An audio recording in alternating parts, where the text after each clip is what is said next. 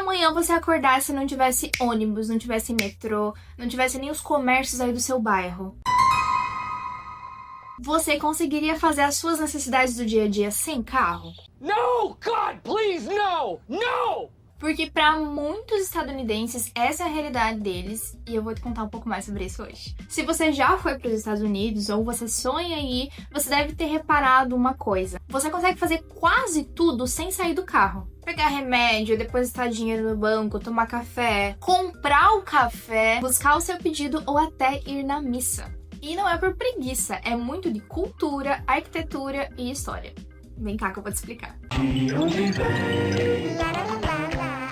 Mas se você ainda não se inscreveu no canal, faz isso agora. Toda semana aqui eu trago vídeos sobre curiosidades, cultura e muito inglês. E ativa o sininho pra você não perder nenhum desses conteúdos. Então, pra entender os drive-thrus, você precisa entender muito sobre os americanos. Eles têm uma relação amorosa com o carro, e isso não é exagero.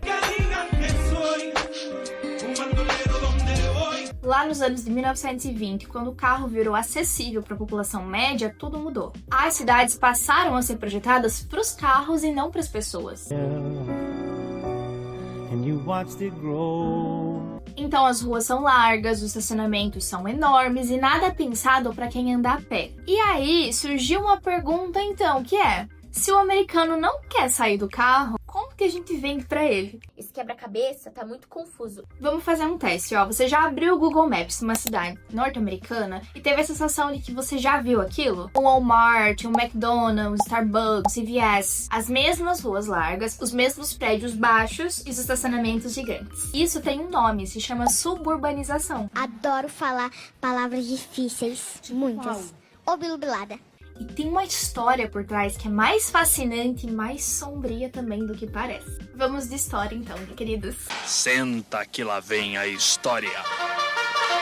Depois da Segunda Guerra Mundial, os Estados Unidos sofreu um boom econômico. Famílias brancas e de classe média, e aqui o recorte racial é importante, começaram a fugir desses centros urbanos. E a tensão racial aqui era enorme. E o governo americano facilitou isso, com financiamentos mais baratos para as casas que eram no subúrbio. E o resultado foi que as cidades cresceram para fora e não para cima. Como é São Paulo, por exemplo, sabe? Então as casas têm quintal, garagem larga para 2 carros e nada para fazer a pé. Absolutamente nada a pé. E quando as cidades são projetadas para carros, o comércio se adapta. As grandes redes perceberam que o modelo comercial funciona igual em todas as cidades. Um estacionamento na frente, uma faixa chamativa ali na rua e um drive-thru do lado. E aí você tem o mesmo Chick-fil-A no Texas, no Ohio, na Flórida. A mesma arquitetura, o mesmo letreiro e a mesma experiência. E sabe o que some nessa equação?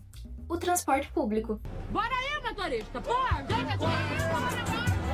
Por que eu vou investir em ônibus, em metrô e transporte público de maneira geral se todo mundo naquela população tem carro? A cidade já foi construída para que todo mundo tenha carro. Porque é um ciclo, né? A cidade é feita para o carro, então logicamente você precisa de um. Tá, mas teacher Laís, e se eu não consigo comprar um carro? Daí você senta e você chora. Eu diria que é tipo uma armadilha silenciosa, sabe? Porque aquelas cidades foram construídas prometendo uma liberdade. E ela então acaba criando uma dependência que pune quem não consegue se adaptar. E olha, aqui vai uma curiosidade que eu acho incrível. Antes do drive-thru se popularizar lá nos anos 80, os carros não tinham porta-copos. Porque não tinha necessidade. Então foi a cultura do drive-thru que fez com que as montadoras de carros se modificassem ali, criassem esse local no carro para guardarmos a nossa bebidinha do Starbucks. E hoje um carro americano tem mais porta-copos que passageiros em alguns casos, e isso não é um exagero. Só que, olha, tem um lado B nessa história que vale muito a gente conversar. Com tudo isso que tá acontecendo, as pessoas, elas não se encontram na rua. Não tem aquilo de você ir a pé no mercado, dar um oi pro vizinho, tomar um café em pé ali no balcão, sabe? Essas coisas que pra gente é muito rotina aqui no Brasil, principalmente se você mora em uma cidade pequena. Então, teacher, isso não existe nos Estados Unidos? Em alguns lugares existe sim. Em Nova York, por exemplo, tem pessoas que dizem que não faz sentido você ter um carro, porque o transporte público lá dentro funciona muito bem. Mas os Estados Unidos, nesses casos, são exceções, e não a regra. A regra é que não tem carro? Sinto muito, vai ser sofrido. Então a vida vai acontecer ali dentro do carro, dentro da casa, dentro do shopping. E inclusive tem muitas pesquisas que mostram que isso tem um reflexo na saúde mental dos americanos. Os Estados Unidos têm uma das maiores taxas de solidão no mundo desenvolvido, e a arquitetura da cidade tem muito a ver com isso. Eu diria que é um preço alto para se pagar e por tanta conveniência, né? Eu acho que isso é ainda mais chocante para pessoas como eu, que moram em cidades pequenas no interior. Por exemplo, eu moro no interior de Santa Catarina. Então essa cultura, esse absurdo é um choque muito grande pra gente, né? Uma perspectiva ainda mais chocante.